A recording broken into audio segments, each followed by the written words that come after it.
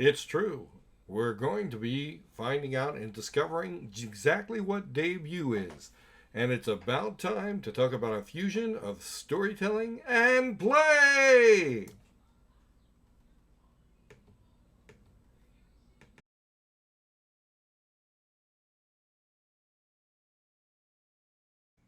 Welcome to Debut, a fusion of storytelling and play, where we feature three accomplished and amazing storytellers who will tell their story for the very first time. You will be the first audience. And we also have the Debut interview series, where we go up close and talk with the storytellers. And I would like to tell you about the storyteller we have now. JoAnn's a veteran storyteller and career educator who weaves stories from her beloved mountains of West Virginia into teaching opportunities. These stories can range from historical tales to tall tales, fables, myths, traditional tales, and family stories. She's also a story educator, and she worked in the English department at West Virginia University and has got the coveted Teacher of the Year award in 2011. Now, that's what's on paper. Let me tell you how I know JoAnn. JoAnn is keen to the stories of the mountains. Some of you know that I wrote a book called You Don't Know Jack, A Storyteller Goes to School, and I learned a deep reverence by listening to tellers like JoAnn, who has given workshops on Appalachia and folk tradition. And we've been a storyteller and we've known each other for a long time. And every time I hear her, she's captivating and she teaches me each time. Ladies and gentlemen, it is indeed a rich honor to bring in JoAnn Dadisman here on Debut. Welcome, JoAnn.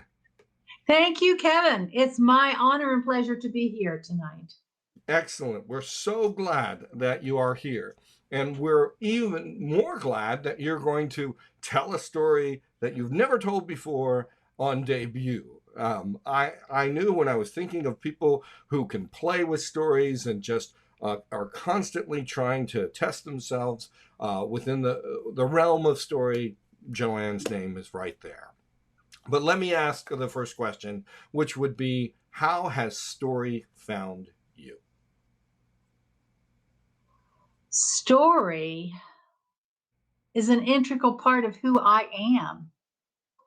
I have heard story. I cut my teeth on story. School taught me the fairy tales, but my dad taught me story. Two kinds of story. One, the stories of his childhood, of his community, of his people. But he also created for a little girl the Little Black Bear stories. And those stories were original with him about the circus bear that escaped to have adventures all his own. And those adventures were always parallel to what was happening in his daughter's life.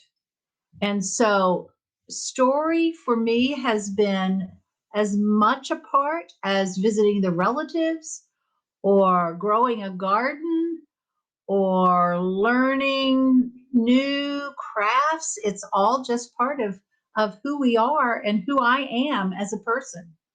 It sounds like you have a very wise father that knew that story is one of the greatest teaching tools that we have. It's not Yes, pedantic. It doesn't say this is how you have to live, but you remember the stories. right. And he learned that from his grandfather. And so this is not something that came from a book. It didn't come from a classroom. This came from spending time together and learning to appreciate where you are and who's with you. And we know that you value and I value a sense of place in the region that we come from and Yes. family. And I good naturedly say this, especially when I'm in West Virginia, that stories are born in West Virginia, everybody else borrows. But, when I'm in California or Utah, that's not necessarily how I say it. But I was raised on West Virginia stories. Why do they distinctively stand out, if you believe they stand out? Well, I do. And it's a little bit hard to explain, I think, because when I first came into storytelling, originally, I was trying to share classical story, American literature with the young relatives. And even as I began to study world folklore, something kept happening. The imprint of these mountains on my mind and on the characters kept shifting me away from a story whose setting is Ireland to a story whose setting is here. And we're always told, do what you know best, write what you know best, tell what you know best. And I guess the older I've gotten, the more that the mountains have just been such a huge influence on me. And for 21 years, I was a tandem teller that carried the stage name Mountain Echoes. And so that too, over time, has just changed how I see who I am as an opportunity to be a voice for our mountains. And you are a great voice for the mountains. But you also mentioned tandem telling. And so Yes. not everybody has that opportunity. And I know some people are like, I could never do that. Can you speak to the experience of over 20 years of tandem telling? I will be glad to.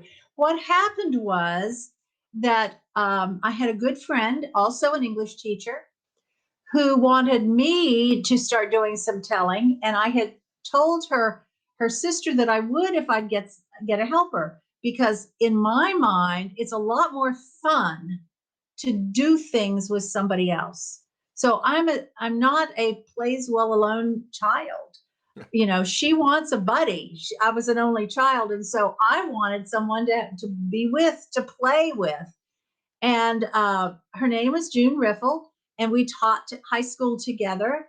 And when I convinced her that we could do this, we literally played for 21 years because our personalities are very different, our appearance is very different, and we would play off each other. And so we were able to take stories that might not come quite to life in the same way with one teller having the opportunity to be, the little pig and the big bad red fox coming to eat him. And so I got to be, of course, I got to be the fox. And so she was the pig. And so we just played. We played, like I said, we played for 2 decades. And as a practitioner of play and debut, a fusion of storytelling and play, I so admire that. And some tandem tellers, and there's nothing wrong with that, have the exact word that moves them into the next one. But I've seen some of the when you were tandem telling. It's been a little while, but you don't always go with exact words as the transition. Or am I wrong in saying that? No, there are tellers who memorize word for word exactly what they're going to say. And June and I early on made the decision that we wanted to storyboard. And so therefore, each time that we would tell a story, we we were going from scene to scene, often ad-libbing, often changing things, but never with the intention to throw the other one off. It was always, to be supportive of each other. And when one of us would slip, the other one knew what should have been in there and would pick it up, put it in, and we would keep on going. So my students would talk about tandem telling with three people, and eventually we had 20 tellers. Wow. And then I actually created a method that I think you've seen, ensemble storytelling, where I Yes. literally take 27 students or 40, and we don't just do bells and whistles, but we keep the story. So Right. various ways of play. Right. So you're already leading up to my question, but before I get there, who has influenced you? You mentioned your father. Who Right. has influenced you as a teller, and June as well? Mhm. Yeah. And June, June and I grew, our friendship grew through telling stories together and the fun we had of preparing to tell, because we had kind of a routine that we would always go through, and we would worry ourselves sick about it, and then we would just go and enjoy it. But there's some strange things that had happened. There was kind of a confluence for me. So obviously my father was a major player in that. My shame for my family's roots was a huge factor. I had a granny who was toothless, who always wore an apron, who did not eat store-bought bread, whose speech was peppered with ain't, Sure. and who carried a penknife in the pocket of her apron. And when I left this area and went into another state, I carried those memories, but it was clear that that was not a suitable culture. And so that was a key also for me. But when I came back to West Virginia as an educator and I began to teach, Storming Heaven by Denise Giardino had come out, and I decided to teach that because it had made such an impact on me. And one of my students had written me at the end of the semester and said, "Thank you so much for showing me my own people through this novel." He said, "I went to school in the state all my life and I've never heard about the Coal Wars. I've never heard about the things that were going on here. Thank you." And I realized I had an opportunity. It was a unique opportunity. I'm a teller. My dad, I called him a front porch teller because he never went out in public. People came to him, his front porch, to tell stories. But uh, Judy Byers was also an influence, Mm. and Connie Reagan Blake and Barbara Freeman. Those were key tellers. Um, I've appreciated within our own state a number of tellers, but their styles are not necessarily my own, nor did I strive to imitate them. But Bill Lepp, I love Bill Lepp's humor and his understatement, and yet, he can tell a story and never move from one spot, and I have to use my whole body to tell a story. But I admire how West Virginia's tellers, and Adam Booth is another. I love what they do with words. I love how they bring stories to conclusion and make me go, aha. So there are so many people who have influenced me, including a fellow by the name of Kevin Cordy. Well, thank you, and that admiration is likewise, as I said. And you mentioned that at one point the culture wasn't as respectful for the upbringing, and I really, even to this day, my mother is still the resident storyteller in our house, and she would sit down and tell me with reverence these people that I grew with, and that my grandfather was a dirt farmer, and this is what he farmed. But also would talk about the struggle. It wasn't. Uh, it was like windows and mirrors, to Right. see what's going on. And I love what you just said, because we don't want to lump all tellers into the same tradition or the same way, or the uniqueness that is in West Virginia and all over the country. It is worth listening to, and we can learn through play Right. when Right. we give And I think ourselves the permission. key, yeah, and the key too is it's not just learning about a diverse culture like ours, but it's learning an appreciation for it and to see the value in it. Yeah, we may not sound or look necessarily or work the same as a lot of people in other places in this country, but we do have value. And our history was not just a state history or a regional history. This is our history as a national history because of what our contributions were for the Industrial Revolution, Exactly. especially. And we need to see that. And we don't We need to we see don't that. need to see someone come in and say we need to rescue from what you're Right, going through or doing, but right, listen to what is already done in the action policies. And right. then storytelling can be political. Sure, it can be. And I think it's very, very important that people understand storytellers are not readers.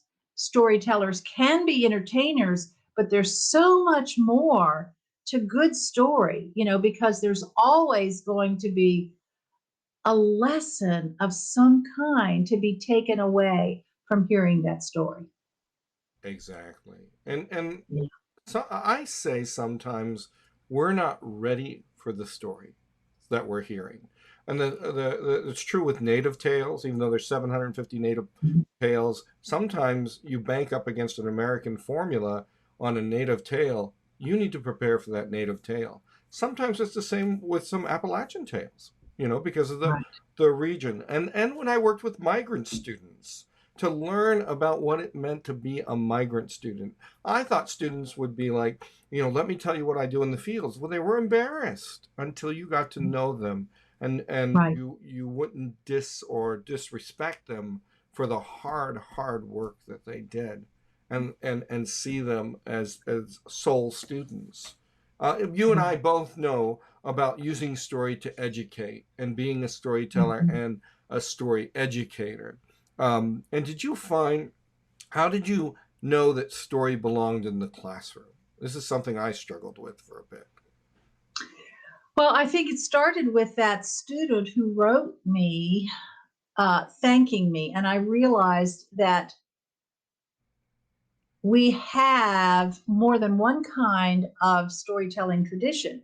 Clearly, the written tradition has been respected for a long time. The oral tradition, not so much. It was never seen as anything more than just something that folks do when they have nothing better to do, and that it isn't something that is worthy of study. And so, one of the things that I was trying to do, especially when I was working with uh, the pre-service teachers, I was encouraging them to consider how they could incorporate storytelling. And I know that not all of them did what I was suggesting, but I know of several who have made storytelling a very key part of their own English classrooms. And the English classroom is a natural place for it to appear, but it's certainly not the only one. And interdisciplinary work in high schools and middle schools and even in the elementary schools, using storytelling is so valuable, especially with the younger ones, for the students who can speak well but are not comfortable with their written stories. So I know that you're a member of the West Virginia Storytelling Guild, and you were saying Yes. that it should be called the Appalachian Storytelling Guild because you get people from everywhere Right. around the region and the area. And I have always said that guilds need to play more. They need to talk about the story making process as much as the storytelling. And I know that the West Virginia Guild really brings people in. I'm looking forward to coming in October, and um, what advice would you have for fellow storytellers to engage in knowing more or talking about the making process? Well, I think one of the things that you have to do is set yourself a goal. Now, the story that I'm going to tell at debut that I've not told before, the challenge that I set up was that I wanted it to have characters that I have never met, Oh, I love it. Yeah. and that the story will take a joke. So the basis of the story is actually a joke that my husband brought home. and just had so much fun with. And I have turned this into my grandfather's tales. Oh, I love it. I love it. And so look at all the play inherent in those challenges. Yes, Set up a little bit and say, people are surprised that I don't hear the story beforehand. You're debuting it. You're debuting it with right, me and everybody right. else, and how a joke can be extended. I love it. And I'm not a singer, but sometimes I'll even put a little bit of song. I like to kind of mix it up a little bit. Um, and I think it's important that we don't just see ourselves, kind of as that character actor that sometimes people with, in Hollywood get locked into, and then they have difficulty getting other roles. I don't want to just be seen as a someone who tells tall tales, or someone who is always going to tell historical tales.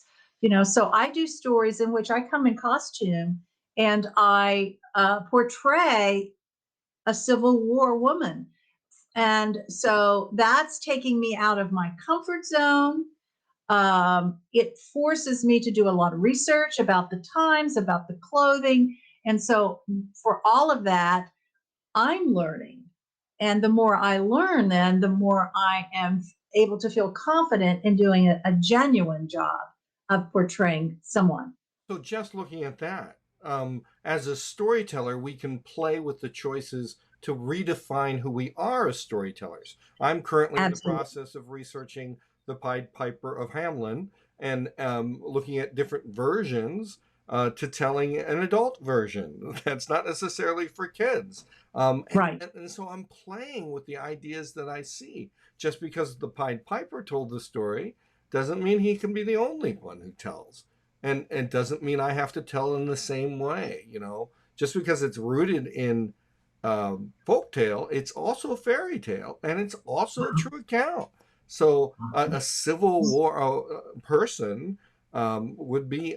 I think we constantly have to challenge, to use your words, ourselves as tellers and listeners. Yes. So I'm so glad to hear about that. What do you think are going to be your challenges as a teller, let's say, for the next 5 years? My age. It's hard to be That's going 40, isn't it?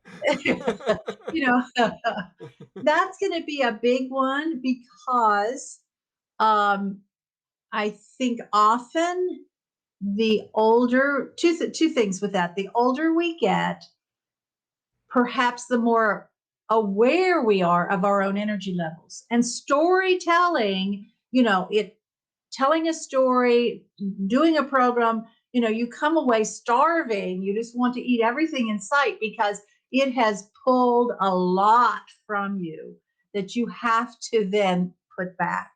And so I worry a little bit about keeping my energy levels up, and also perception. When you get older, sometimes there are those who might think, well, we need a younger teller. We want someone that can relate to the kids, not always thinking, well, a grandmother can do that pretty well too. Yeah, I mean, just talk to Catherine Tucker Wyndham, when she was around, Yeah. or a number of different people. But the thing is, I worry that I don't think the art will ever be what they say, a lost art. I always No. say it's a hidden treasure instead, because we need to discover it more.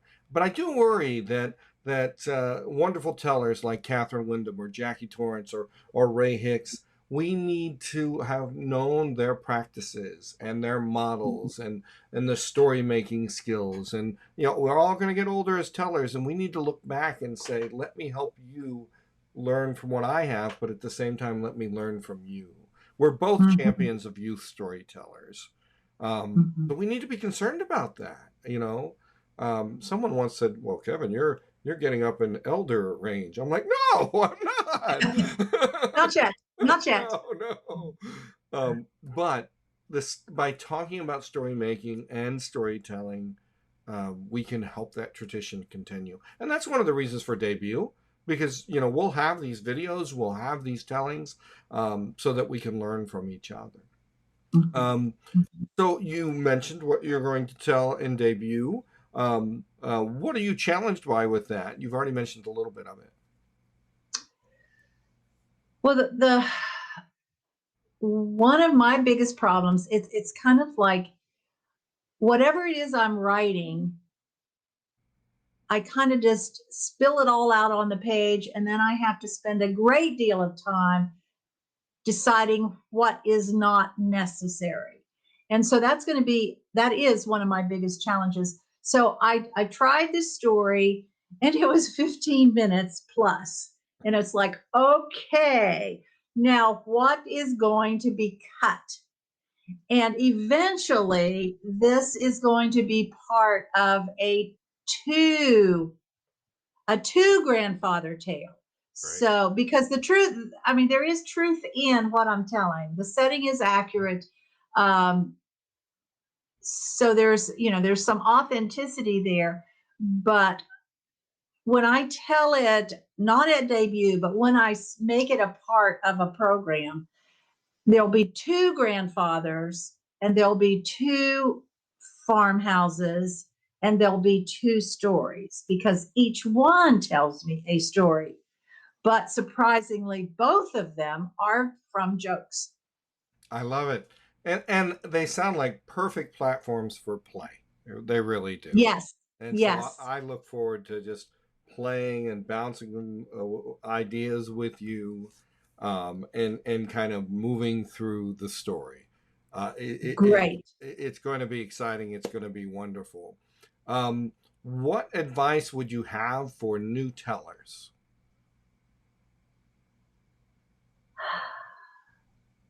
Practice, practice, practice, practice. And that And practice in front of the mirror. My son actually told people I used to tie him in a chair so that he would be my audience, my captive audience.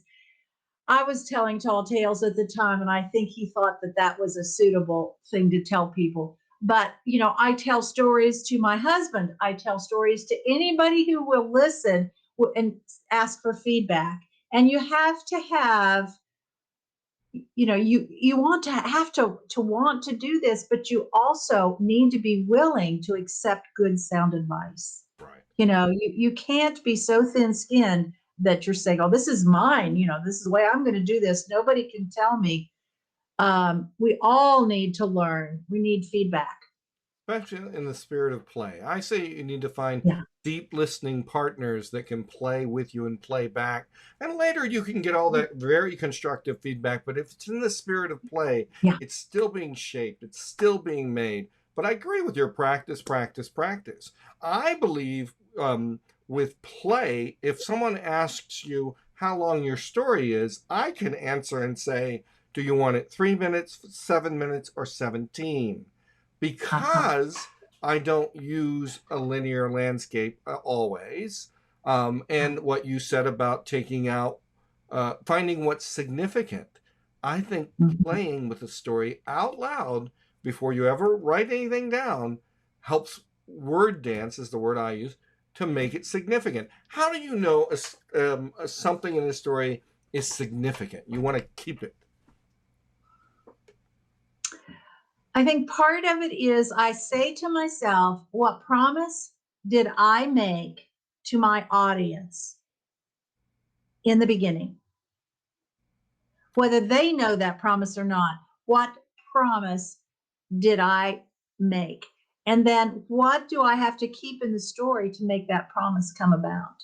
And, I tend to be a chatty Cathy. And so, I can put all kinds of other things in there that in my mind just kind of add to the story, but they're really not relevant. In fact, they may even be part of a different story that I can develop at another time, but they're not for this purpose, for this story. So I try really hard not to allow myself to ramble.